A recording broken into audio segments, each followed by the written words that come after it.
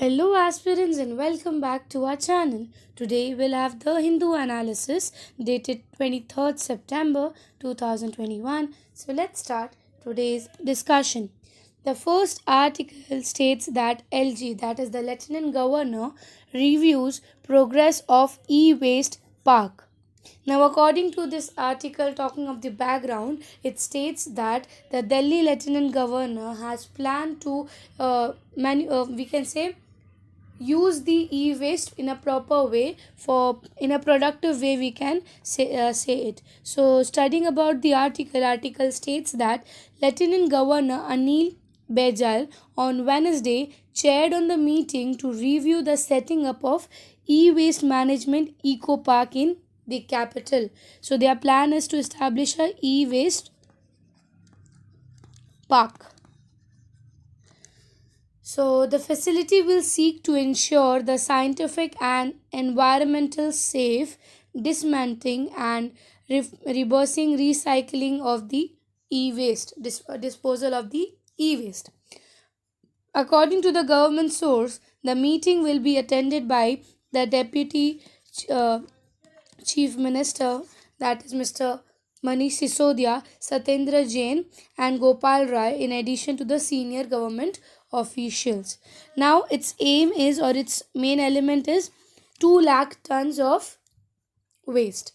So, it is estimated that Delhi government will generate about 2 lakh tons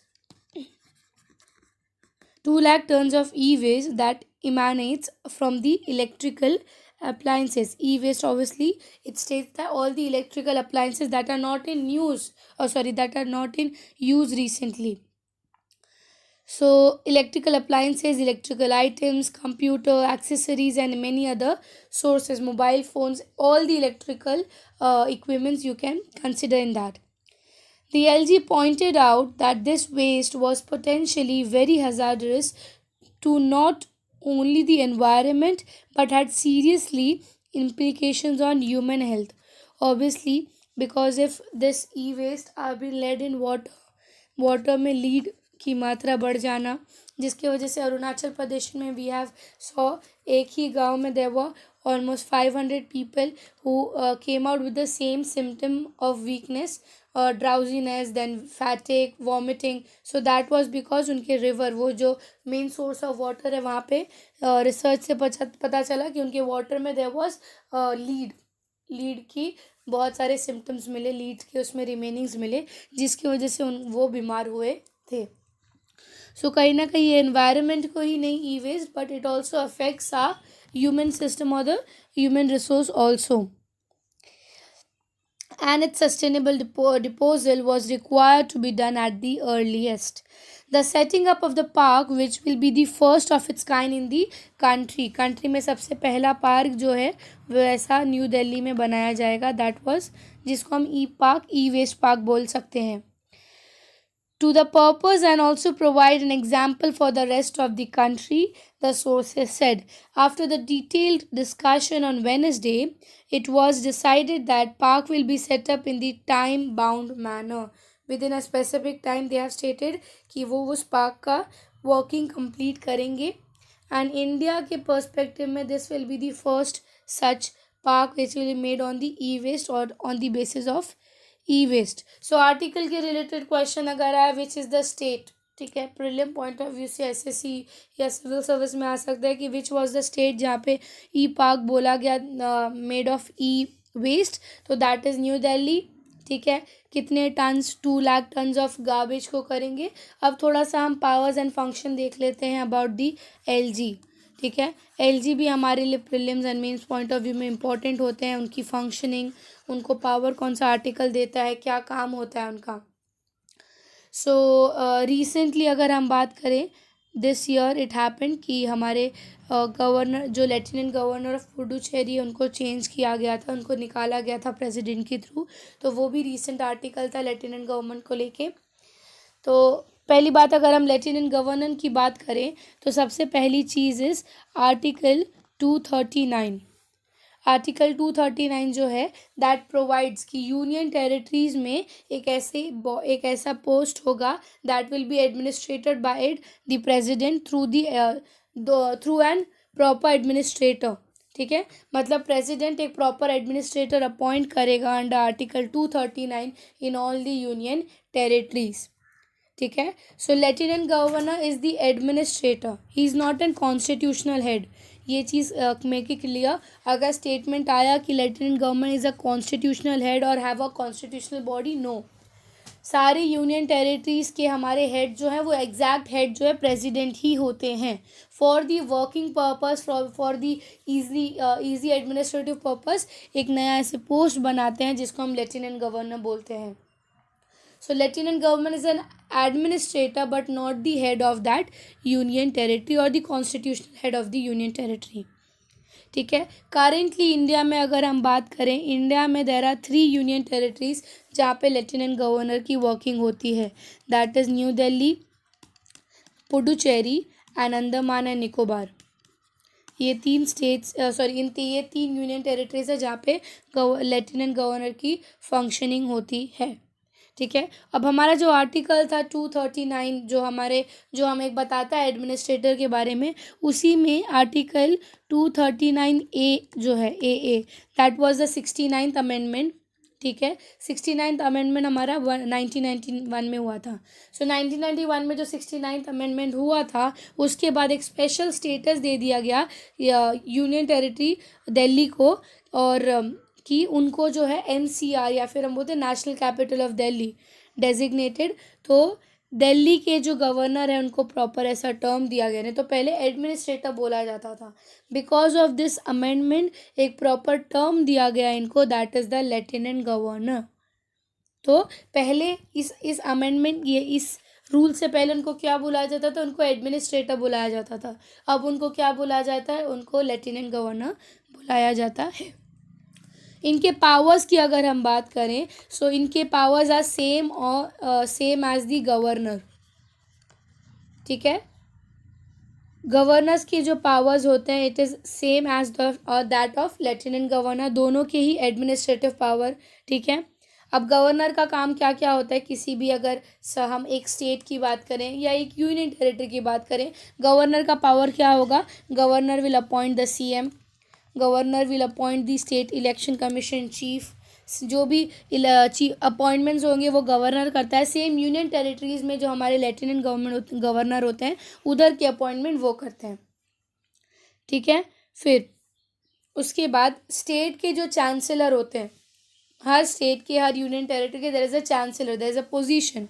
तो ये question आया कि who is the chancellor of the states और union territories, तो it is governor and lieutenant governor. States के chancellor हमारे governor होते हैं, यूनियन टेरिटरीज के चांसलर हमारे लेफ्टिनेंट गवर्नर होते हैं। ठीक है, गवर्नर के पास और एक पावर होता है कि वो स्टेट असेंबली को डिसॉल्व कर सकते हैं। ठीक है, अगर ऐसा लगा कि असेंबली को सेशन में नहीं रहना चाहिए या तो सेशन बढ़ाना है, प्रोमिलगेट करना है, वो भी कर सकते हैं, डिसॉल्व करना है तो वो भी कर सकते हैं। ठीक है, जैसे कि प्रेसिडेंट का हक होता है सेंटर में, वैसा ही स्टेट में गवर्नर्स का हक होता है, तो सेम लेफ्टिनेंट गवर्नर का भी हक है। ठीक है, और अगर उनको लगा कोई लेजिस्लेटर जो है, कोई मिनिस्टर है जो इज़ नॉट फिटेड और इज़ डिस्क्वालीफाइड, तो वो डिस्क्वालीफाई उनको कर सकते हैं, ये भी उनका हक दिया जाता है। तो स्टेट के रिलेटेड जो भी मेजॉरिटी डिसीजंस जो है वो हमारे अगर गवर्नर लेते हैं, तो यूनियन टेरिटरीज के मेजॉरिटी डिसीजंस हमारे लेफ्टिनेंट गवर्नर लेते हैं। ठीक है, सो ये कुछ उनके पावर हैं। ठीक है, अब उसके तो ये सब चीज़ें थोड़ा सा प्रीलिम पॉइंट ऑफ व्यू से इम्पोर्टेंट है कि आर्टिकल 239 क्या बोलता है, आर्टिकल 239A क्या बोलता है, कौन से अमेंडमेंट के अंदर आती है, क्या पावर्स उनके होते हैं, and so on. So this was about the first article. Now will move to the next article. The next article states that WHO, that is the World Health Organization, tightens the global air quality norm. अब इस talking about it's background, ये article क्या बता रहा है, सो हमारा जो आप लोग ने सुना होगा एयर क्वालिटी इंडेक्स के बारे में, रोज़ का एयर क्वालिटी इंडेक्स आजकल के फ़ोन्स पे आप रोज़ चेक करते हो कि एयर क्वालिटी इंडेक्स क्या है, मतलब आज का एयर क्वालिटी क्या है, is it very bad, is it very good, और व्हाट इज़ इट। सो वैसा सेम जो है इंडिया के पर्सपेक्टिव में जो ऑर्गेनाइजेशन है जो इसके बारे में देखता है, that is the national air quality index board. ठीक है, वैसे ही वर्ल्ड के रिलेटेड में जो चेक करते हैं वो हमारे हैं वर्ल्ड हेल्थ ऑर्गेनाइजेशन। तो वर्ल्ड हेल्थ ऑर्गेनाइजेशन ने अभी रिसेंटली अपना एक रिपोर्ट रिलीज़ किया है जिसमें उन्होंने एस्टिमेशन दिया है कि हमारा एयर पर्टिकुलेट इतना बढ़ेगा, इतना कम होगा। वेर एज वो जो वर्ल्ड हेल्थ ऑर्गेनाइजेशन ने रिपोर्ट रिलीज़ किया है और इंडिया का जो नेशनल एयर क्वालिटी बोर्ड है, दोनों के रिपोर्ट्स में बहुत ज़्यादा डिफरेंसेस हैं। तो WHO के पर्सपेक्टिव से बोला गया, WHO ने अभी रिसेंटली रिपोर्ट रिलीज़ किया है विच शोड कि इन लोग ने बहुत स्ट्रिक्ट किया है इस बार का रिपोर्ट बता रहा है। तो विल सी द आर्टिकल, तब हमें समझेगा क्या बोलना चाहते हैं ये। So the World Health Organization in its first ever update 2005 के बाद 2021 में उन्होंने अपना नेक्स्ट अपडेट बताया है, almost after you can consider 14 या 15 ईयर्स के बाद। So after 2015 they have tighten the global air pollution standard. ठीक है, as an emerging science in the past decades, जो एयर पोल्यूशन का इम्पैक्ट हुआ है उसको देखते हुए दे हैव थॉट कि हम एक नया रिपोर्ट अभी लाने की ज़रूरत है। 2005 पर हम हमेशा से वर्क नहीं कर सकते हैं। The move does not immediately affects in India. ये जो उनका रिपोर्ट है ये इंडिया में नहीं प्रॉपरली यूज़ हो पा रहा है। क्यों?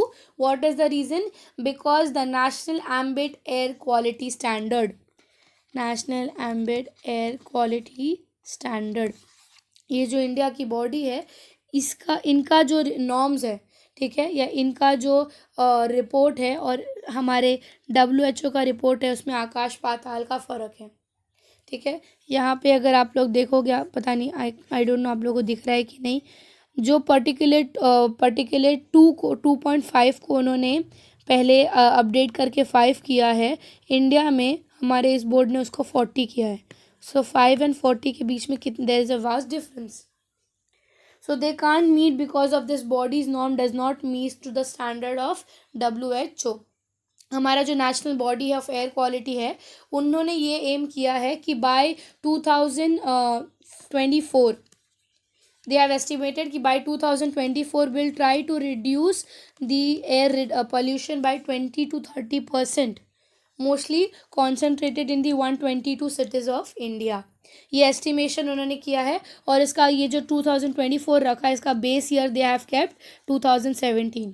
2017 के बेस ईयर के हिसाब से दे हैव टोल्ड कि 2024 तक we will try 20 to 30% of the air pollution को हम रिड्यूस कर पाए, mostly in the concentrated in the 122 cities.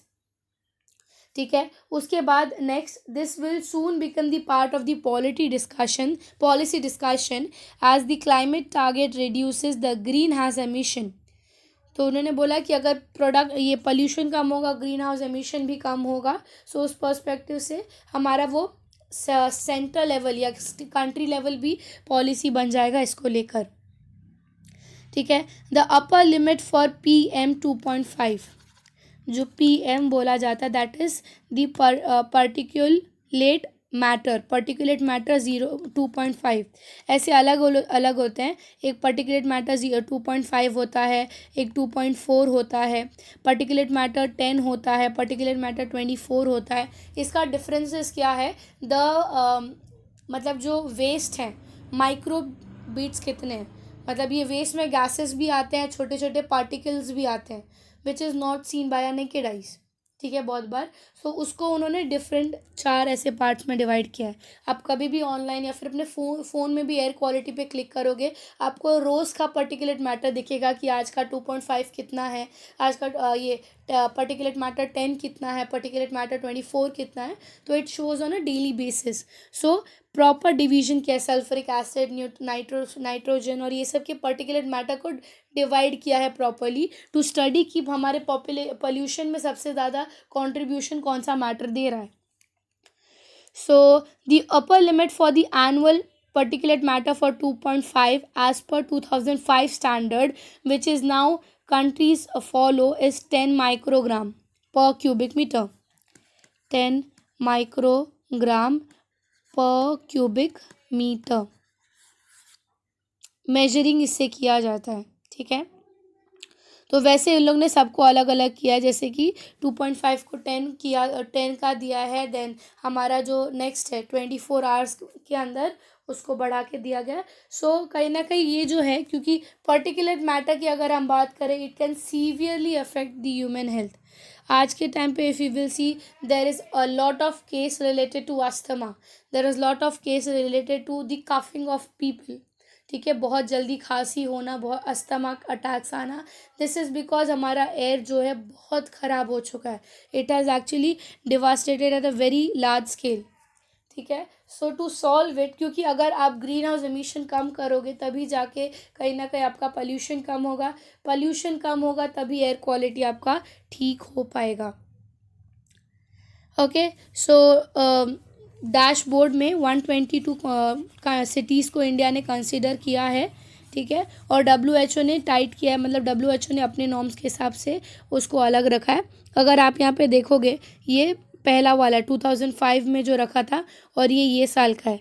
तो अगर आप दोनों को कंपेयर करोगे, दोनों को अगर आप रीड करोगे, तो सबसे पहले मैंने आपको बताया this one particulate matter of 2.5 उन्होंने 2005 में जो है 10 माइक्रोग्राम रखा था, और अभी उन्होंने 5 कर दिया उसको अपडेटेड, कि हमें इतना लाना है, 5 तक उसको लाना है।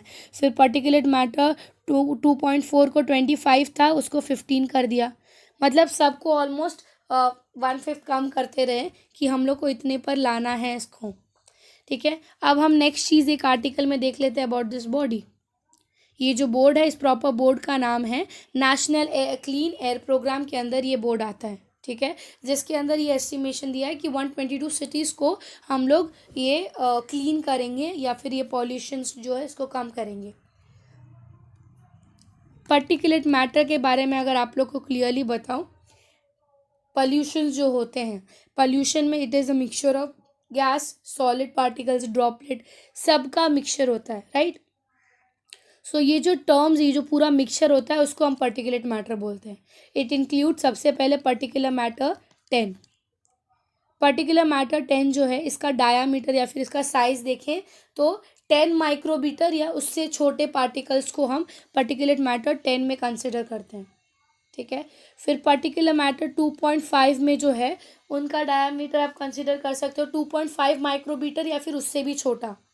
तो उससे भी छोटे पार्टिकल्स को हम लोग पर्टिकुलर मैटर 2.5 में आता है, ठीक है। अब ये सब सोर्स, अभी यही क्वेश्चन आता है कि ये लोग बनता कहाँ से है, ये पोल्यूशन का राइज कहाँ से होता है। अब हम 2.5 से भी छोटा पार्टिकल, 10 माइक्रोमीटर से भी छोटा पार्टिकल, तो हमारा जो कंस्ट्रक्शंस है, रोड पोल्यूशंस है, फील्ड वर्क है, स्मोक है, ठीक है, ये सब से कहीं ना कहीं ये पार्टिकल्स बनते हैं या ओरिजिनेट होते हैं, ठीक है। सो हमारे जो ये पोल्यूशन है, ये हम लोग की लंग्स हुए, ब्लड स्ट्रीम्स हुए, इसको डायरेक्टली अफेक्ट करते हैं, ठीक है। Therefore we need to control this thing. So ये बोर्ड के बारे में बात करें, ये जो हमारा NAAQ है, ये हमारा national air quality monitoring board के अंदर आता है, which comes directly under central pollution control board, ठीक है। सेंट्रल पोल्यूशन कंट्रोल बोर्ड के बारे में रिसेंटली हमने दिल्ली में पढ़ा था about that stubble burning related. So central pollution control board का जो ये बॉडी है NAAQ नेटवर्क, ये इसका वर्किंग इट स्टार्टेड एट 1984, ठीक है। 1985 में स्टार्ट हुआ था एट दैट टाइम हमारे सभी स्टेट्स और यूनियन टेरिटरीज़ के अंडर, जिसमें कि जो पर्टिकुलेट मैटर्स हैं, ये 4 पोल्यूटेंट्स को कंसिडर करते हैं। एक होता है हमारा sulphur dioxide, nitrogen dioxide, suspended particular matter, और हमारे respirable suspended particular matter. Same functioning हमारे स्टेट लेवल्स पे भी होता है by the state pollution control board. और एक चीज़, प्रीलिम्स के पॉइंट ऑफ व्यू से इसके रिलेटेड क्वेश्चन आ सकता है कि ऐसे और कौन से बॉडीज़ हैं, ऐसे और भी बॉडीज़ हैं जो इंडिया में वर्क करते हैं। अगर आपको दिया सफ़र नाम करके एक दिया। सफ़र जो बॉडी है इसका फुल फॉर्म है system of air quality, sorry, yes, system of air quality and weather forecasting research known as SAFAR. System of air quality, weather forecasting, ठीक है, एंड रिसर्च, इसको सफ़र बोलते हैं। सफ़र हमारे सारे ही मेट्रोपॉलिटन सिटीज़ में इनकी वर्किंग होती है। हमारे मिनिस्ट्री ऑफ अर्थ साइंस के अंडर इनकी वर्किंग होती है, जो कि एयर क्वालिटी का जो इफ इंफॉर्मेशन है उसको कलेक्ट करता है। तो सफ़र के रिलेटेड क्वेश्चन आए तो मेट्रोपॉलिटन सिटीज़ और एयर क्वालिटी का इंफॉर्मेशन कनेक्ट करने का काम होता है। दूसरा AQI जो कि मैंने आपको बताया, that is the air quality index. Air quality index एक इफ़ेक्टिव टूल है जिससे लोगों को पता चल सके कि आज जो है एयर क्वालिटी कैसा है। सो उसको उन्होंने ऐसे 8 पॉल्यूटेंट्स में डिवाइड किए हैं। या तो उसमें आएगा good, satisfactory, poor, moderately polluted, very poor, severe, ठीक है। और इसमें हमारे वो ऐसा प्रॉपर डिविजन्स दिखेंगे आपको, PM10, PM2.5, NO2, nitrogen dioxide, sulphur dioxide, carbon dioxide, ठीक है। ये सब ऐसा पूरा प्रॉपर 24 घंटे में रोज़ एवरी डे 24 आवर्स में आपको वो चेंज करके दिखाते हैं कि आज की क्वालिटी क्या है, ठीक है। सो ये बॉडीज़ के बारे में थोड़ा आप लोग के लिए जानना ज़रूरी था कि ये बॉडी की फंक्शनिंग क्या होती है और how does it function. Now we'll move to the next article. The next article states that on World Rhino Day, 2,500 horns turned to ashes in Assam. Talking about its background, ये article बोल क्या रहा है? ये article ये बताना चाहता है रिसेंटली आसाम में ऑलमोस्ट 2,500 जो राइनोसरस हॉर्न्स है उसको जला दिया गया था, ठीक है। तो बेसिकली वी कैन से लोगों के दिमाग में जो मिथ बैठा है कि अगर आप ये राइनोसोरस का वो हॉर्न लेके आओगे तो इससे आपको मेडिकल हेल्प मिलेगा, जो एक सुपरस्टिशन बैठा है उसको जो है लोगों के दिमाग से हटाने के लिए आसाम गवर्नमेंट ने ये चीज़ किया बाय बर्निंग दी हॉर्नबिल, स्टेटिंग कि ऐसा कुछ नहीं है, ठीक है। तो आप राइनोसोरस को मारना बंद करो जस्ट बिकॉज यू थिंक कि उससे आपको कुछ बेनिफिट हो सकता है स्पिरिचुअली और anything. So the world's largest stockpile of rhino horns was consigned to flames in the eastern Assam, Bakakat, the headquarter of Kaziranga national park. Kaziranga national park हमारे आसाम का one of the famous national park है। वहाँ के headquarters में इनको जला दिया गया अकॉर्डिंग टू द वैदिक रिचुअल्स, ठीक है। वैदिक रिचुअल्स क्या है वो भी हम देखेंगे। ये जो इवेंट था ये हमारा वर्ल्ड राइनोसोरस डे के दिन मनाया गया जस्ट टू शो कि आप इलीगल हॉर्न ट्रैफिकिंग मत करो बिकॉज आपको लगता है कि इससे आपको मेडिकल हेल्प हो सकता है। सो ऑफिशियल ने ये बताया कि इनके पास जितना था अप्रॉक्स 2,623 इनके पास हॉर्न्स थे, उसमें से उन्होंने 2,479 हॉर्न्स को 12 डिस्ट्रिक्ट से कलेक्ट कर जलाया, ठीक है।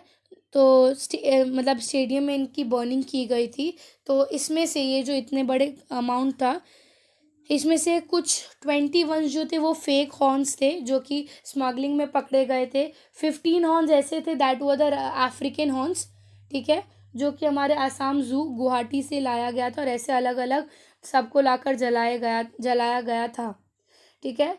तो ये चीज़ बोला गया था, we organise this event to convey the world the rhino horns are just a mass of compacted hair, they are of no medical value and we urge people not to kill these rare animals or to buy their horns based on the superstitions or the myth. This was said by the Assam chief minister Mr.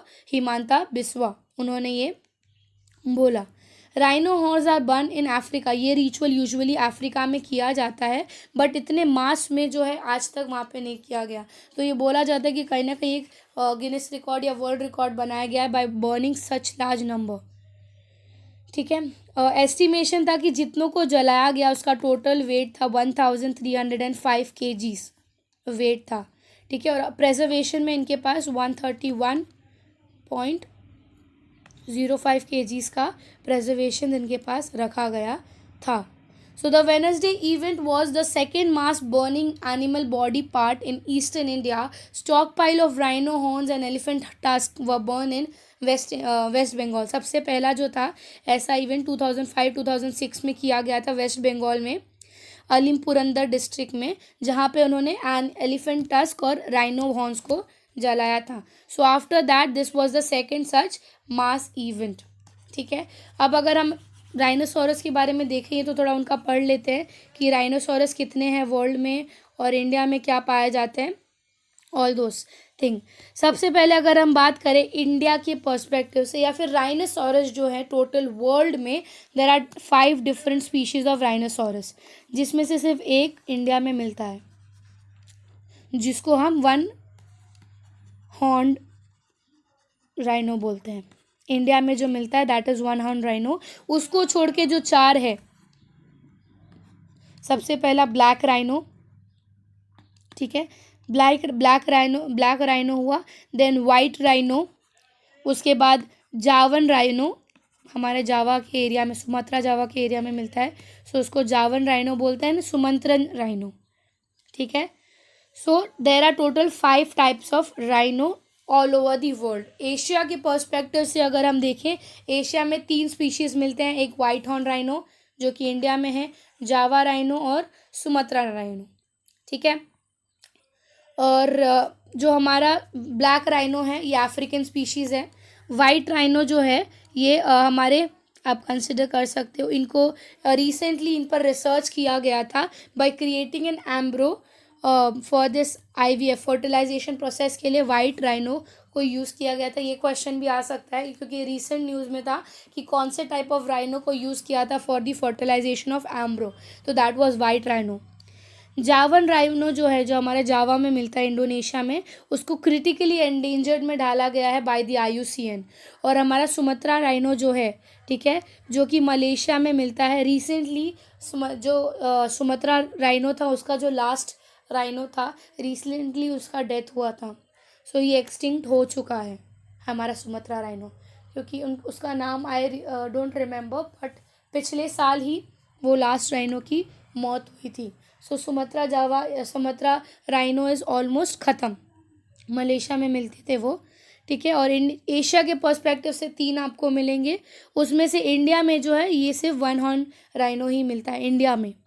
ठीक है, और इसके habitant अगर मैं बात करूँ, India जो one horn rhino के बारे में अगर हमने पढ़ा, सो इसका हैबिटेंट आपको इंडो नेपाल तेराई, जैसे इंडिया और नेपाल के बीच में जो फर्टाइल एरिया तेराइन में मिलता है, वेस्ट बंगाल और आसाम में आपको मिलेगा.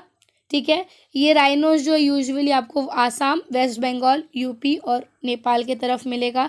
एस्टिमेशन है कि हमारा जो काजीरंगा नेशनल पार्क है, मानस नेशनल पार्क है, पाबितोरो नेशनल पार्क है, राजीव गांधी नेशनल पार्क है, इन सब जगह को मिलाकर हमारे पास टोटल 2640 राइनोज हमने प्रिजर्व किए हैं, कंजर्व करने की कोशिश किए हैं.